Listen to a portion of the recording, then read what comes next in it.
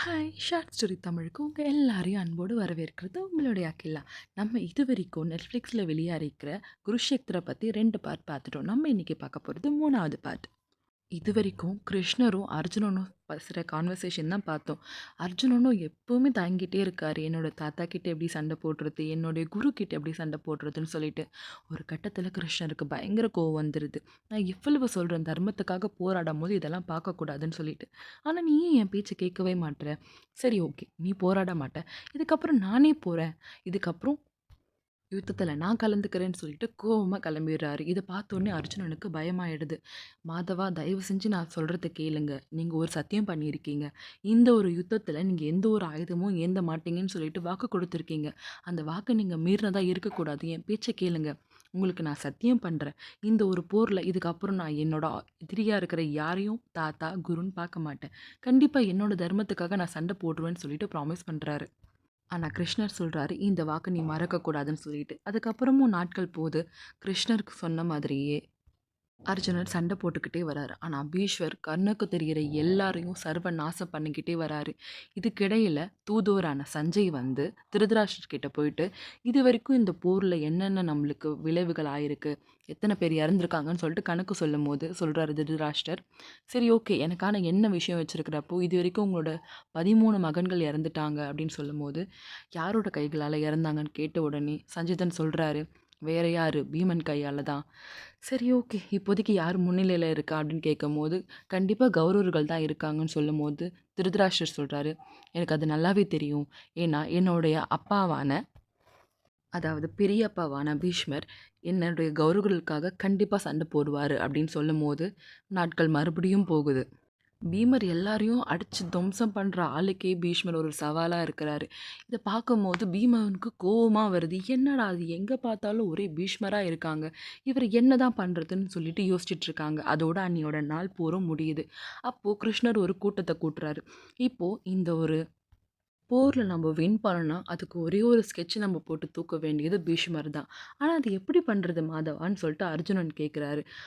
Okay. என்ன பண்ணலாம்? அப்படி சொல்லிட்டு பேசிட்டே இருக்கும்போது கிருஷ்ணர் சொல்றாரு, "இத ஒருத்தரால மட்டும் தான் நம்மளுக்கு எக்ஸ்ப்ளைன் பண்ண முடியும்." அப்படின்னு கேட்கும்போது, அப்பதான் ஞாபகம் வருது. பீஷ்மர் ஒரு தடவ போர்க்களத்துல, "என்னுடைய மரணத்த நான் விரும்புனா மட்டும் தான் அத அனுபவிக்க முடியும். மத்த யாராலயும் அத குடுக்க முடியாதுன்னு" சொன்னது காதுல ஞாபகத்துக்கு வருது.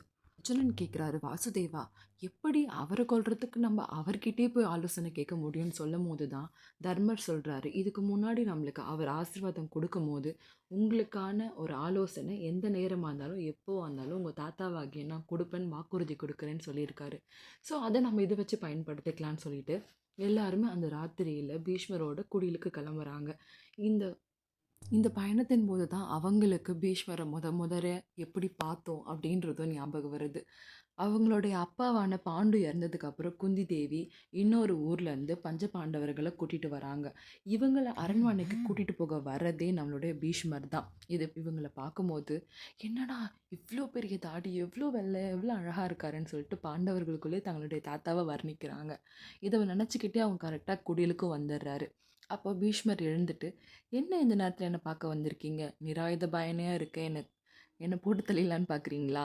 ஆனா கண்டிப்பா இந்த ஒரு சிச்சுவேஷனையும் என்னால மாத்த முடியும். அந்த அளவுக்கு எனக்கு தெம்பு இருக்கு." அப்படின்னு சொல்றாரு. அப்போ கிருஷ்ணர் சொல்றாரு, "கண்டிப்பா நாங்க அதுக்காகலாம் வரல. உங்ககிட்ட ஒரே ஒரு ஆலோசனை கேட்கறதுக்காக தான் உங்க பேர குழந்தைகள் வந்திருக்காங்கன்னு" சொல்லும்போது, விஷயத்த கேட்ட உடனே பீஷ்மருக்கு சிரிப்பு வந்துடுது.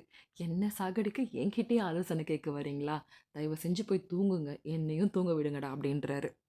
மறுபடியும் கிருஷ்ணர் சொல்றாரு, "நீங்க வாக்குறுதி குடுத்துருக்கீங்கல்ல உங்க பேர குழந்தைங்க கிட்ட.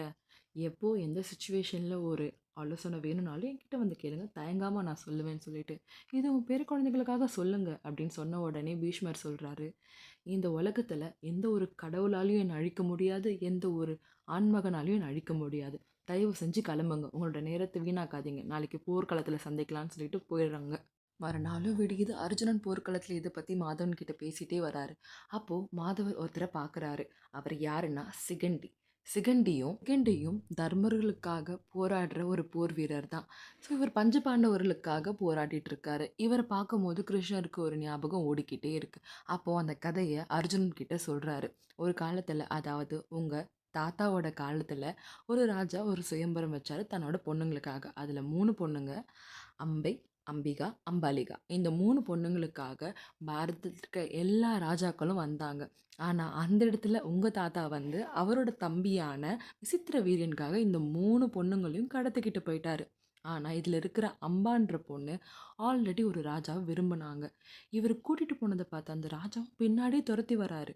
ஆனா, உங்க தாத்தா அவரையே ஓட வச்சுட்டாரு.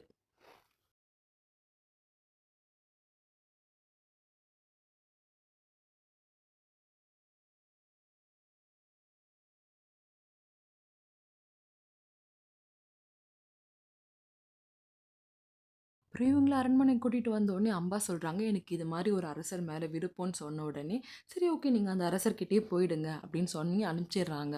ஆனா அந்த அரசர் என்ன பண்றாரு, "உன்னால தான் எனக்கு இவ்ளோ பெரிய அவமானம். எனக்கு இதுக்கப்புறம் நீ கல்யாணம் பண்ணிக்க வேண்டாம்" அப்படின்னு சொன்ன உடனே பீஷ்மர் கிட்ட திரும்பி வராரு. அம்பா வந்து கேட்குறாங்க, "உங்களால தான் எனக்கு இந்த நிலைமை. தயவு செஞ்சு நீங்க என்ன மனைவியா ஏத்துக்கோங்க" அப்படின்னு சொல்லும்போது பீஷ்மர் சொல்றாரு, "தயவு செஞ்சு என்ன மன்னிச்சிடுங்க. நான் வந்து பிரம்மச்சரியத்துல இருக்கேன். இது என்னால கண்டிப்பா கைவிட முடியாது. அதனால என்னால உங்கள திருமணம் செய்ய முடியாது. பதிலுக்கு வேணா என்னுடைய காப்பு வச்சுக்கோங்க. இது என்னோட ஞாபகமா வச்சுக்கோங்கன்னு சொல்லிட்டு கிளம்பிடுறாரு. இத பார்க்கும்போது அம்பாவுக்கு கோவம் வருது. ஒரு பெண்ண இவ்ளோ கஷ்டப்படுத்திட்டீங்கல்ல, இது கண்டிப்பா என் வாழ்நாள்ல மறக்க மாட்டேன். உங்க சாவு என்கிட்ட தான் அப்படின்னு சொல்லிட்டு யோசிச்சுக்கிட்டே கிளம்புறாங்க. இந்த அம்பாவும் சிவபெருமான் கிட்ட ஒரு வரம் வாங்கியிருக்காங்க. அந்த வரத்தினால அவங்களுக்கு பெண்ணிலிருந்து ஆம்பளையா அதாவது முழுமையான ஒரு ஆண் வீரனா மாறத்துக்காக ஒரு டைம் கிடைக்குது. அந்த டைம்ல இருந்து இப்போ வரைக்கும் அவங்களோட ஒரே நோக்கம் பீஷ்மர கொலை பண்றது மட்டும் தான். ஸோ இந்த கதைய பத்தி கிருஷ்ணர் அர்ஜுனன் கிட்ட சொல்லிக்கிட்டே வராரு. சொல்லிக்கிட்டு வரும்போது கரெக்ட்டா சிகண்டியோட பக்கத்துல வந்துட்டு, "சிகண்டி இதுக்கப்புறம் நீ அர்ஜுனனுக்கு தேரோட்டியா இருந்து அவன வெற்றி கொண்டு வரணும்." அப்படின்னு சொல்லி அனுப்பிச்சிடுறாரு. ஆனா, எல்லாரையும் சும்மா போட்டு தள்ளின பீஷ்மருக்கு அவரோட கண்களுக்கு சிகண்டி, சிகண்டியா தெரியல, அம்பாவா மட்டும் தான் தெரியிறாங்க. ஒரு போர் வீரனுக்கான அழகே பெண்களுக்கு எதிரா அவங்க எந்த ஒரு ஆயுதத்தையும் ஏந்த மாட்டாங்க. அதே மாதிரி பீஷ்மரும் தன்னோட ஆயுதத்த கீழ போட்டுறாரு. இதுதான் சொல்லிட்டு சாக்குன்னு சொல்லிட்டு நம்மளுடைய அர்ஜுனனும் வில்ல ஏந்துறாரு. ஆனா, அர்ஜுனன் தொடுத்த எந்த ஒரு வில்லும் பீஷ்மர காயப்படுத்தல. அதுக்கு பதிலா சிகண்டி ஏத்துன ஒரு அம்பு அவருடைய உயிர பறிக்க ட்ரை பண்ணுது. அப்ப பீஷ்மர் யோசிக்கிறாரு, அர்ஜுனன் தொடுத்த எந்த ஒரு அம்பும் எனக்கு இவ்ளோ வலிக்கலையே! இந்த நிலா வடிவுல இருக்கிற இந்த ஒரு அம்பு மட்டும் என்னை ஏன் இவ்ளோ கஷ்டப்படுதுன்னு யோசிக்கும்போது தான் அவருக்கும் அந்த நினைவுகள்லாம் வருது. இதே நினைவுகளோட அம்பாவும், அதாவது சிகண்டி அம்பு மழையா பொழியிறாங்க நம்மளுடைய பீஷ்மர் மேல. ஒவ்வொரு அம்புலயும் அவங்களோட கண்ணீர் துளியும் சேர்ந்து வருது. ஏன்னா, அவங்களுக்கும் பீஷ்மர பிடிச்சிருந்தது. பிடிச்சிருந்தாலும், தன்னை ஒருத்தர் இவ்ளோ கஷ்டப்படுத்திட்டாரே! அப்படின்ற ஒரு காரணம், ஒரு வெறி அவங்கள பீஷ்மருக்கு எதிரா செயல்பட வச்சது. மத்தவங்க எல்லாரும் தடுக்கிறதுக்கு முன்னாடியே அவங்கள அர்ஜுனன் பார்த்துக்கிட்டாரு. தன்னோட மொத்த பழியும் சிகண்டி பீஷ்மர கொலை பண்றதுக்கான அம்புக எல்லாமே எய்யிறாங்க. ஆனா, கடைசி வரைக்கும் அவரோட உயிர் கொஞ்சம் ஒட்டிக்கிட்டு தான் இருக்கு. அதே சமயத்துல பொழுதும் சாஞ்சிருது. சிகண்டிக்கு இப்பதான் கொஞ்சம் மன திருப்தியா இருக்கு. ஏன்னா, இப்பதான் அவங்களுடைய பிறப்புக்கான ஒரு நன்மையே கிடைச்ச மாதிரி அவங்க ஒரு ஃபீல் பண்றாங்க. இதுலேருந்து ஒரு விஷயம் மட்டும் எனக்கு நல்லாவே தெரியுது. எப்பவுமே பெண்களுக்கு எதிரா எந்த ஒரு வன்முறை செஞ்சாலும், கண்டிப்பா அதுக்கான பலனை எப்ப வேணா அவங்க அனுபவிக்க நேரிடலாம். அந்த இடத்துல அர்ஜுனன் அதுக்கப்புறமா அழுறாரு. "என்ன மன்னிச்சுடுங்க தாத்தா. தர்மத்துன்னு வரும்போது நீங்க தான் யாரையும் பார்க்கக்கூடாதுன்னு சொன்னீங்க. கடைசியில எங்களால நீங்க உயிர் விடுற மாரி ஆயிடுச்சு." அப்படின்னு சொல்லும்போது, "நீ எப்பவும் சந்தோஷமா இரு அர்ஜுனா. தர்மம் தான் எப்பவுமே வெல்லும்." அப்படின்னு சொல்லிட்டு அந்த ஒரு அம்பு படுக்கையில தர்மர் தன்னுடைய உயிர கொடுக்க ஆரம்பிக்கிறாரு. ஸோ இதோட 3 பார்ட் முடியுது. இதுக்கப்புறம் வரது 4த் பார்ட். கண்டிப்பா இதுவும் இன்ட்ரஸ்டிங்கா இந்த பார்ட் மாதிரி இருக்கும்னு நானும் நம்புறேன். நீங்களும் நம்புங்க. ஸோ இதே மாதிரி உங்களுக்கு இந்த ஸ்டோரி பிடிச்சிருந்தா கண்டிப்பா லைக் பண்ணுங்க, கமெண்ட் பண்ணுங்க. ஸோ கடைசியா இந்த ஸ்டோரியிலேருந்து நீங்க என்ன கத்துக்கிட்டீங்கன்றதையும் என் கூட ஷேர் பண்ணுங்க. ஒருவேளை இந்த ஸ்டோரியை நீங்கள் நல்லா கவனிச்சிருந்தீங்கன்னா உங்களுக்கு ஒரு டவுட் வரலாம். அதான் பீஷ்மர் சொன்னார், எந்த கடவுளாலையும் என்னை கொல்ல முடியாது, எந்த மனுஷங்களாலையும் என்னை கொல்ல முடியாதுன்னு சொல்லிட்டு, அதாவது ஆண்மகன்கள். அவர் சொன்னது எந்த ஆண்மகனாலையும் கொல்ல முடியாது, எந்த கடவுளாலும் கொல்ல முடியாது, ஆனால் ஒரு பெண்ணால் கொல்ல முடியும்.